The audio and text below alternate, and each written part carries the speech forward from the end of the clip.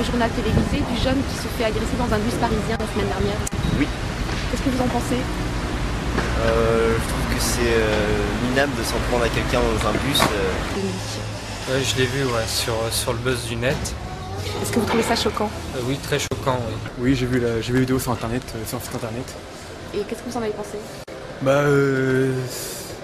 ça arrive très souvent. Enfin, là, parce que là c'était filmé, mais ça arrive souvent. Quand c'est filmé, souvent là, on en parle. Là, ça commence. Oui, je l'ai vu. Qu'est-ce que vous en pensez? Bah, c'est inadmissible.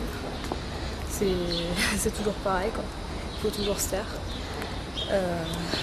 Et le fait qu'elle ait été censurée de YouTube et de Dailymotion, vous trouvez ça normal? Oui, on nous cache toujours la vérité, on nous montre que ce qu'on vient de nous montrer. Ça, forcément, ça choque. Alors que l'inverse, ça choque moins. C'est quoi l'inverse? L'inverse, ce serait un noir ou un arabe qui serait tabassé par des Français. Là, tout de suite... Et justement, le jeune s'était fait voler son portefeuille. Est-ce qu'il aurait mieux fait alors de ne pas réagir et de se taire et puis d'aller porter plainte c'est ce que on nous apprend à faire au final. Donc au final on est obligé de réagir comme ça parce que de toute façon on est toujours coupable de racisme et autres dès qu'on se défend. Alors que c'est tout en nous qui sommes agressés au final. Et donc le policier qui a mis en ligne cette vidéo va perdre son emploi. Est-ce que vous trouvez ça normal? Non, je trouve ça normal. Et je trouve que c'est même très bien de l'avoir mis sur internet parce qu'au moins on voit comment ça se passe. Et le policier a déjà été mis à pied alors que finalement les agresseurs n'ont toujours pas été jugés. Alors là, voilà, ça c'est. Ils ont plus vite fait réagir à mettre à pied le policier qui, il a peut-être pas le droit de faire ça, mais les agresseurs, eux, c'est toujours en attente d'être jugés et puis Est-ce que vous trouvez normal qu'ils soient mis à pied? Non. Parce que ça reflète vraiment la violence dans le bus. Et le fait que le policier qui ait mis donc la vidéo sur internet se soit fait mettre à pied? C'est pas normal. Non, c'est pas normal étant donné que dès qu'on dit la vérité de toute façon ça choque. Alors que ça aurait été l'inverse, ça aurait été une bande de 3 blancs qui aurait agressé un noir, il l'aurait mis sur internet, ça aurait été jugé comme acte de bravoure, de dénoncer du racisme et tout ça. Alors là aussi c'est du racisme, mais c'est l'histoire qu'on veut étouffer. Actuellement, le policier, suite à ça, est en garde à vue. D'accord. Est-ce que ça pose problème ou pas par rapport aux diffusions des images selon vous? Moi, je peux pas le dire. C'est pas à moi de le dire. Je veux dire, c'est à la police. Hein. Le fait que le policier se soit fait mettre à pied, c'est normal aussi? Non, bien sûr, c'est inadmissible, quoi. Ça devrait pas arriver.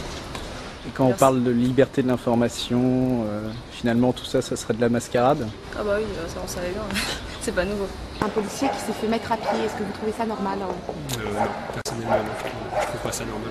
Est-ce que vous pensez qu'on essaye de cacher une certaine réalité? Oui, tout à fait, bien sûr.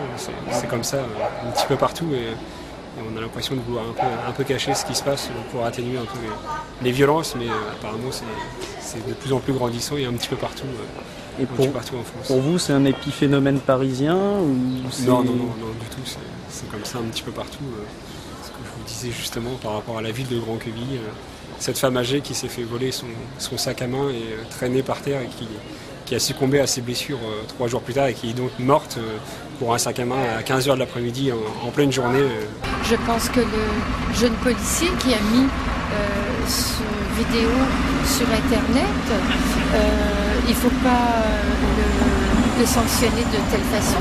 Je trouve que la société française est à un niveau de dégradation tel que ça fait mal au cœur. Ça fait mal au cœur de voir ça parce que moi je suis canado-française et la France est un pays que j'aime énormément. Jamais ça pourra plus sortir de moi et vraiment c'est terrible, c'est terrible. Chez nous aussi, il se passe des choses et je ne suis pas dans la presse canadienne tous les jours, donc je peux...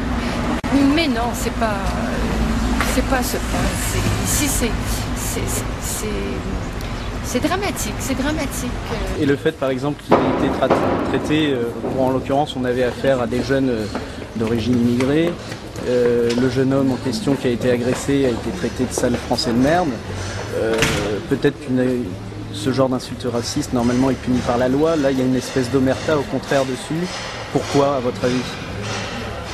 Je sais pas, c'est peut-être l'effet banlieue. Ouais. Vous trouvez ça normal, logique? Non, pas normal, non, parce que quand certains blancs insultent un maghrébin ou un black, tout de suite il y a SOS Racisme qui arrive derrière. Et quand c'est l'inverse, on ne dit rien, quoi. Voilà. Moi je vis en banlieue, donc j'ai pas trop de soucis à m'intégrer. Vous disiez avoir eu besoin de vous intégrer en banlieue. Vous ne trouvez pas que c'est un peu le monde à l'envers finalement? C'est la banlieue en fait, on est le petit français. Et le fait par exemple que le jeune en question ait été traité de sale français de merde, ce genre d'insultes et autres, qu'est-ce que ça vous évoque C'est du racisme complètement.